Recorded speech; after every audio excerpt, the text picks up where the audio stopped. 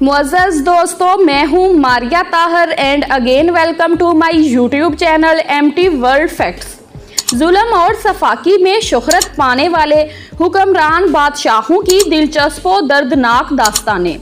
जी हाँ दोस्तों, वो ज़ालिमो जाबर साहबाने अख्तियार जो बर्बरियत में हर हद से गुजर गए। जब हम दुनिया की तारीख पर नज़र डालें तो हमें मालूम होता है कि मुख्तलिफ खित्तों पर हुक्मरानी करने वालों में चंद ऐसे भी थे जिनको इक़्तिदार व अख्तियार के नशे ने अक्सर ऐसा मदहोश किया कि वो ज़ालिमो जाबर बन बैठे। ये वो लोग थे जो अपने ज़ाती मुफादात के असीर थे। उनकी इसी खुदगर्जाना सोच ने उन्हें अपने इक़्तिदार की ताकत के बेरहमाना इस्तेमाल पर उकसाया और वो अपनी ज़ात की तस्कीन और मकासद की तकमील के लिए इंसान से दरिंदे बन गए और यूं बेशुमार इंसानी जानों के ज़िया और बेअंदाज़ा तबाही और बर्बादी का बायस साबित हुए। जबकि दूसरी जानब ऐसे हुक्मरान भी हो गुजरे हैं जो ऐसे लोगों के बरअक्स अपनी आवाम के लिए बायस रहमत साबित हुए। उनमें से कुछ लीडर तो वो थे जो अपनी आवाम की जिंदगियों में बेहतरी, आसानी और आसाइश लाने के लिए हमेशा ही कोशा रहे। जी हाँ दोस्तों, आज हम उन साहबाने अख्तियार का तज़किरा अपने कारीन के सामने पेश कर रहे हैं जो अपने जुल्म की वजह से दुनिया में एक मुनफरद पहचान रखते हैं। जी हाँ दोस्तों, हिराडे आज़म, ये वही हिराडे आज़म है जिसका जिक्र अंजील मुकद्दस में भी मौजूद है और जिसकी वजह शोहरत अपनी जान बचाने के लिए नौज़ायदा लड़कों को कत्ल करवाने और हज़रत ईसा अलैहिस्सलाम को शहीद करवाने की कोशिश करने के हवाले से है। जी हाँ दोस्तों, 73 कबल मसीह में फ़लस्तीन में पैदा होने वाला हिराड एक जालिम हुक्मरान था। कदीम इंसानी तारीख के माहिर जोसेफ्स ने उसके मुजालिम के बेशुमार वाक़यात रकम किए हैं। इस जालिम शख्स ने अपने ही 3 बेटों और अपनी 10 बीवियों में से सबसे ज़्यादा पसंदीदा बीवी को भी कत्ल कर दिया था और इसी पर बस नहीं, उसने अपने दौर के प्रोहते आला को पानी में डुबोकर मार डाला। उसके अलावा वो अपनी सास और अपने अंकल्स के कत्ल में भी मुलव्वस माना जाता है। जी हाँ दोस्तों, नीरू, रूम का ये बदनाम ज़माना हुक्मरान एक लेपालक बच्चा था। जब इसके बाप की वफात हुई तो वो बादशाह बना। तख्त संभालने के बाद शुरू में इसने अपनी जालमाना फितरत का कोई मुज़ाहरा नहीं किया, लेकिन इक़्तिदार के माहो साल गुजरने के साथ साथ इसकी तबीयत में एक मजनूनाना इश्तियाल की सी कैफियत बढ़ने लगी।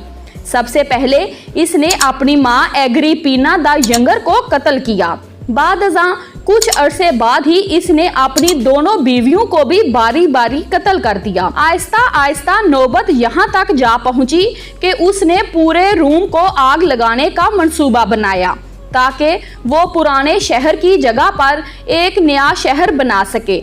ये आग the great fire of room कहलाती है। जी हाँ दोस्तों, कहा जाता है कि जब रूम जल रहा था तो नीरू आराम से बैठा बांसुरी बजा रहा था। वो यहीं तक महदूद नहीं रहा बल्कि उसने रूम के बच जाने वाले शहरियों पर ही आग लगाए जाने की साजिश का इल्ज़ाम लगा दिया और उन पर मुकदमात चलाने के बाद बहुत सू को शदीद तशद्दुद करवा के मरवा दिया। जी हाँ दोस्तों, उसकी ये ज़हनी कजरवी बालाहर इतनी बड़ी कि उसने खुदकुशी करके अपनी भी जान ले ली। पोप अलेक्जेंडर शशम, पोप दुनिया भर में ईसाइयों का सबसे बड़ा रूहानी पेशवा माना जाता है। बदकिस्मती से तारीख में इस मनसब पर कई ऐसे लोग भी फाइज रहे जो जुल्म जबर में अपनी मिसाल आप थे, मगर इन सब में बिलाशुबा पोप अलेक्जेंडर शशम सबसे नुमाया है। वो 1431 में पैदा हुआ और उसकी पोपायत का ज़माना 1492 से 1503 है।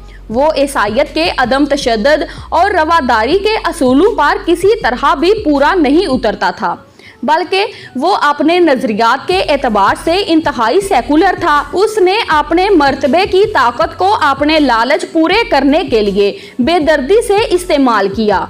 उसका एक मखसूस तरीका वारदात ये भी था कि वो अपनी खूबसूरत बेटी लोक्रेजिया की शादी किसी अमीर आदमी से कर देता और उसे खूब जहेज भी देता, بعد ازاں وہ اس شادی کو بحیثیت پوپ منسوخ کر دیتا، حالانکہ رومن کیتھولک عیسائیوں کے نزدیک طلاق کا کوئی تصور نہیں ہے۔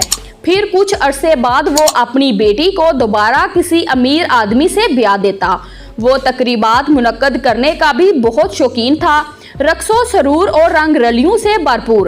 یہ تقریبات آہستہ آہستہ قدیم یونانی دیوتاؤں کی پرستش کی رسومات کے لیے کی جانے والی تقریبات کا رنگ اختیار کرتی گئیں، جن میں خوب موج مستی کی جاتی تھی۔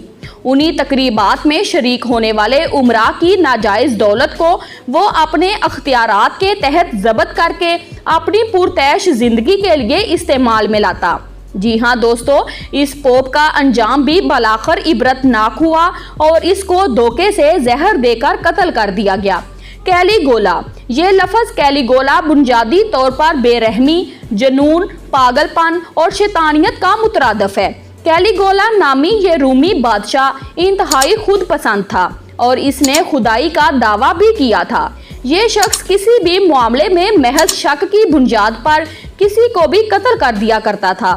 اس نے اپنی بہنوں کے ساتھ شادیاں رچائیں، نیز دوسروں کی بیویوں کو ورگلا کر اپنی ہوس کا نشانہ بنانا اس کا محبوب مشغلہ تھا۔ اوپر سے وہ بہت شیخی خورا بھی تھا۔